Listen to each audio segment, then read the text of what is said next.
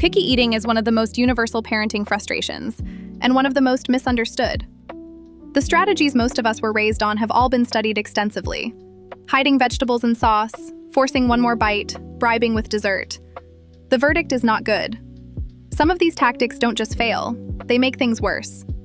Ellen Satter is a registered dietitian and family therapist who has spent decades researching how children develop healthy eating patterns. Her framework, called the Division of Responsibility in Feeding, has some of the strongest evidence behind it of any approach to children's eating. It's also the most counterintuitive to parents, which is probably why it isn't more widely practiced. The short version, a parent's job is to decide what food is offered, when it's offered, and where it's eaten. The child's job is to decide whether to eat and how much. Parent controls the menu, child controls their plate. That's the whole thing. And most parenting instincts run directly against it. Before any strategy makes sense, it helps to understand what's actually happening in a picky eater's brain. There is a developmental reason children between ages 2 and 6 become increasingly suspicious of new foods. Scientists call it neophobia, literally fear of new things. Evolutionary biology explains it well enough. A toddler who wanders off and eats random plants is a toddler in danger. Caution around unfamiliar foods was protective. That instinct is baked in. Picky eating is not defiance. It's a human nervous system doing exactly what it was built to do. On top of neophobia, some children have heightened sensory sensitivity. Textures that barely register for a typical eater, slightly mushy or stringy or gritty, can feel genuinely overwhelming to a more sensitive child.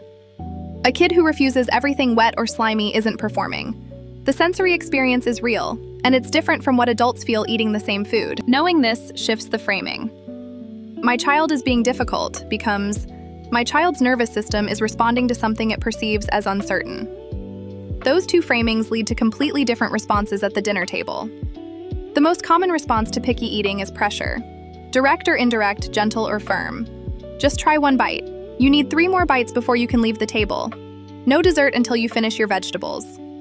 Studies consistently show that pressure reduces a child's willingness to eat the target food over time, whether it comes as a forced bite or a gentle, just try one piece. It also trains children to override their own hunger and fullness cues, which creates longer-term problems with eating that show up well into adulthood. Hiding vegetables works about as well. Research on this approach found that while children sometimes consume more vegetables when pureed into a sauce, they don't become more willing to eat visible vegetables. The exposure that builds real acceptance never happened. Parents got nutrients in one meal and built nothing lasting. Bribing with dessert elevates the reward food and demotes the target food in a single move. The child learns exactly one thing. Broccoli is the price you pay to get to ice cream. Broccoli does not become more appealing. Broccoli becomes an obstacle. None of this is a moral failing. These tactics feel logical. They're intuitive. They just don't produce the outcome parents are hoping for. The intervention with the strongest evidence behind it is also the least dramatic: repeated, low-pressure exposure. Serving a food without expectation again and again. 14 times. 20 times if that's what it takes. No comment when the plate comes back untouched.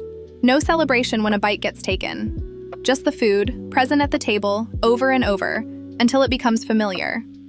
Familiarity is the goal, not liking. Research consistently shows that familiarity alone shifts children toward acceptance. A food that once registered as a threat quietly becomes something that just shows up at dinner sometimes. Family meals matter here more than most parents realize.